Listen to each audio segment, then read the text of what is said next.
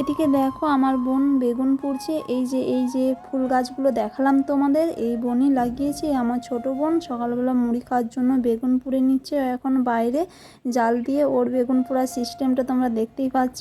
এদিকে দেখো আমার মেয়ে আর বরমশাই বসে আছে। মেয়ে খাটের উপর বসে আছে, ঘুম থেকে উঠে একটা বিস্কুট হাতে ধরেছে, দিয়ে মাছি মারছে।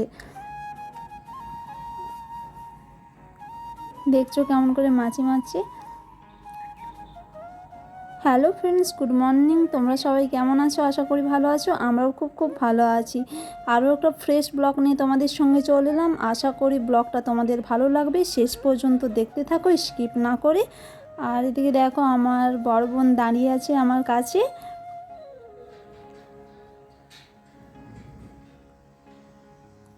তোমরা ব্লগটা শেষ পর্যন্ত দেখতে থাকো। দেখো বেগুন মাখা হয়ে গিয়েছে, আর আলু ভেজেছিল মা। আমি শসা, চানাচুর, পেঁয়াজ কেটে এখন বরমশাইকে মুড়ি দিয়ে দিলাম। আর বললাম যে তুমি একটু খাও, আর মেয়েকেও খাইয়ে দিবে। ওকে খাটে তুলে দিলাম, ও বাবা আর মেয়ে দুজনে মিলে খাবে এখন। তারপরে আমি একটু চলে যাচ্ছি, মা রান্না করবে। তার জন্য আমাদের আরও একটা বাড়ি আছে, ওই যে কলা গাছটা দেখতে পাচ্ছ তোমরা, ওখানে একটা বাড়ি আছে। ওখানে কিছু বেগুন গাছ আছে, সেইখানে বেগুন তোলার জন্য চলে যাচ্ছি। সে বড় বড় বেগুন আছে বাড়িতে, কিন্তু সেই বেগুনগুলো দিয়ে মা একটা চচ্চড়ি তরকারি করবে, সেগুলো দিয়ে ভালো লাগবে না। এই জন্যই দেখতে পাচ্ছ ছোট ছোট বেগুন। এই বেগুনটার প্রচুর কাঁটা। এই বেগুনটা এখন তুলতে চলে এসেছি। এই যে দেখতে পাচ্ছ, এই যে কলা গাছ, এখানের কথাই বলেছিলাম তোমাদের। আর এই সামনে আমার বাড়ির সামনে একটা মন্দির আছে, এখানে সরস্বতী পুজো হবে।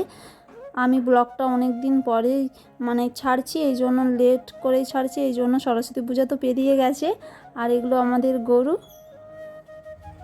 এই ব্লগটা সেই রবিবারের ব্লগ, ঠিক আছে। আমি সময় পাইনি, সময়ের অভাবে ছাড়তে পারিনি। এদিকে গুঁটো মিলেছে মা, আমাদের বাড়িটা তোমাদের দেখালাম। চারিপাশটা দেখতে পাচ্ছ, এরকম গ্রামের প্রকৃতি পরিবেশ খুবই ভালো লাগে। আর তারপরে বরমশাই খাচ্ছে তো, আর মা এখানে পুজো করছে। আমার মেয়েও বসে আছে, কেমন নম করছে ঠাকুরকে, দেখতে পাচ্ছ তোমরা। ও আমার মা পুজো করছে দেখে ও চলে গেল, দিয়ে বসে বসে এখানে ঠাকুর পুজো দেখছে।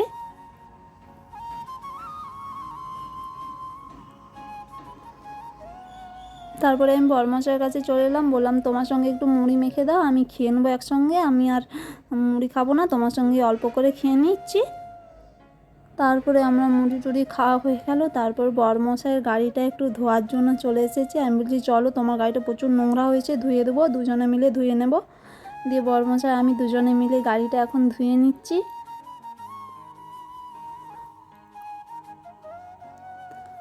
আমাদের গাড়ি ধোয়া হয়ে গেছে। তারপরে দিকে দেখো মা রান্না করছে বাইরের উনুনে, শাক ভাজা করছে। আর যেগুলো করেছে সেগুলো ঘরে রেখে দিয়ে এসেছে। এদিকে শাক ভাজা করছে, ডাল করবে।